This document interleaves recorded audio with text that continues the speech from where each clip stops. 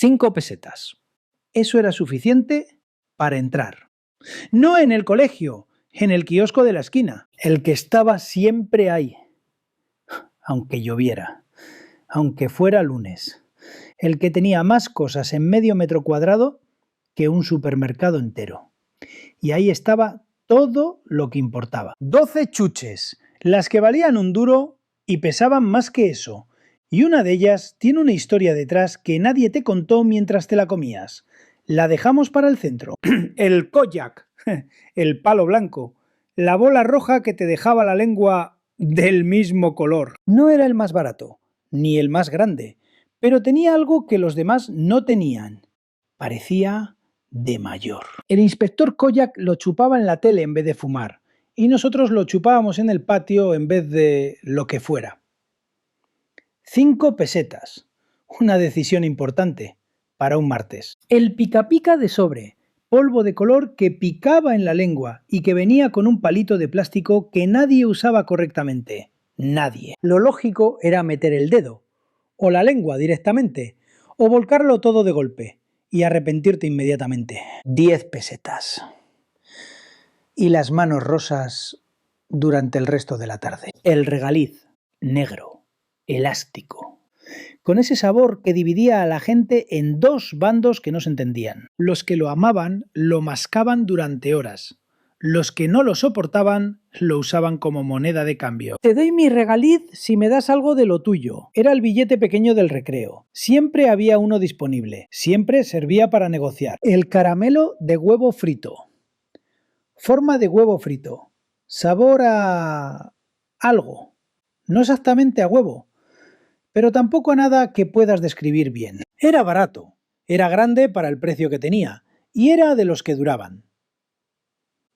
Eso, en la economía del recreo, era mucho. Durar era valor. Y hasta aquí lo fácil.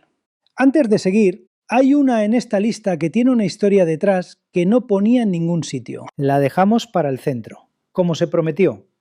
Pero ahora viene una que igual no recuerdas por el nombre, sí por lo que te hacía en la boca. Las nubes de azúcar, blancas, rosadas, con esa textura que se pegaba en los dientes y que se deshacía antes de que pudieras morderla del todo. No eran las más llamativas del kiosco, pero eran de las que repetías sin darte cuenta. Una, otra más, y de repente llevabas 5 en la mano y no recordabas haber pedido ninguna. El bazooka, el chicle con el cómic dentro, un tebeo en miniatura, en papel que se humedecía con el chicle, con chistes que eran malos de una manera muy específica.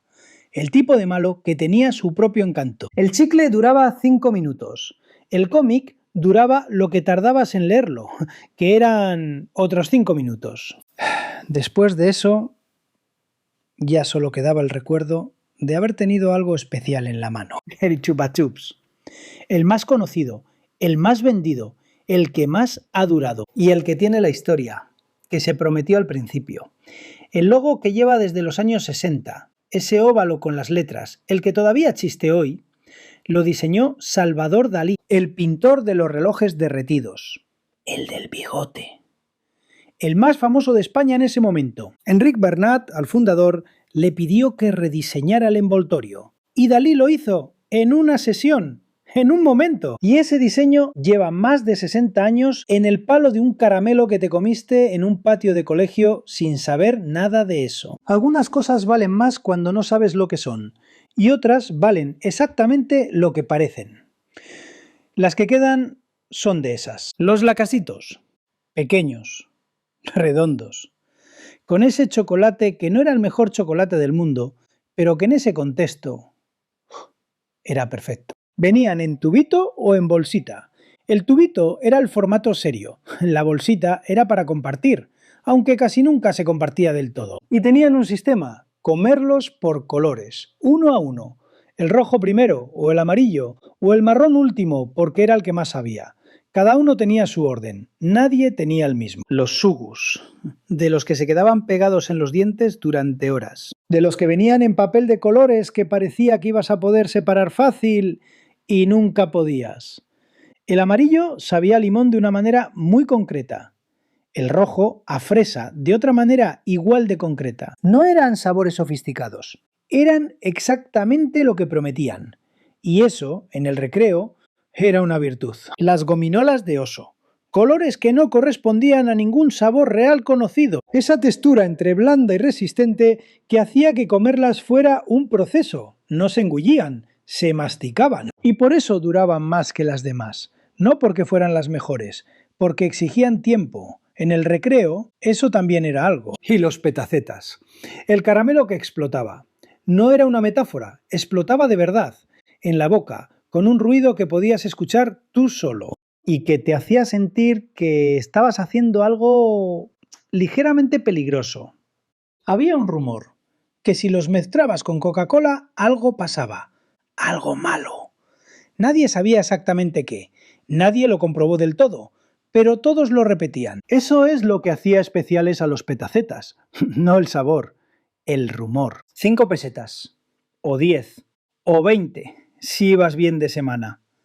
Ninguna de estas chuches costaba mucho, pero no las recuerdas por lo que costaban, y las recuerdas por dónde estabas cuando te las comiste, por quién estaba contigo, por lo que significaba tener eso en el bolsillo cuando sonaba el timbre. El recreo no era un descanso, era el momento en que el día te pertenecía.